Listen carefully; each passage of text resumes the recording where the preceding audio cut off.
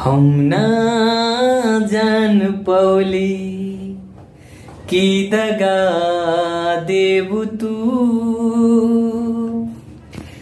हम ना जान पौली की दगा देबू तू।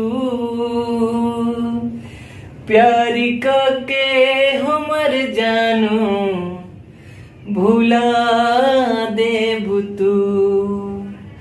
हम ना जान पौली की दगा देबू तू।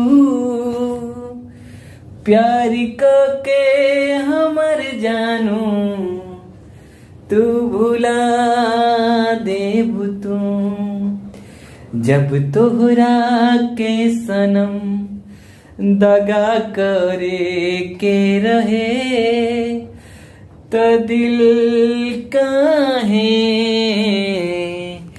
लगा ले हलू। जब तोहरा के सनम दगा करे के रहे तो दिल काहे के लगा ले हलू। चूठन में तहा दूसरा के हो गईलू। हम जान न पौली की दगा देबू तू। हम जान न पौली की दगा देबू तू। हाय दोस्तों, आप लोग को मेरा सॉन्ग कैसा लगा? ये सब मैं सॉन्ग अभी न्यू लिखा हूँ दोस्तों, आज ही लिखा और आज ही आप लोग को कुछ न कुछ सुना दिया दोस्तों इस सॉन्ग का। और मेरे वीडियो को लाइक और सब्सक्राइब करें, मेरा हेल्प करिए दोस्तों। थोड़ा मेरे चैनल पर थोड़ा सब्सक्राइबर कम है, थोड़ा सब्सक्राइब करिए दोस्तों चैनल को मेरे। हाय हो जब बहरा में रहेला तू राजा, मन तोहरा बिना ना लागेला।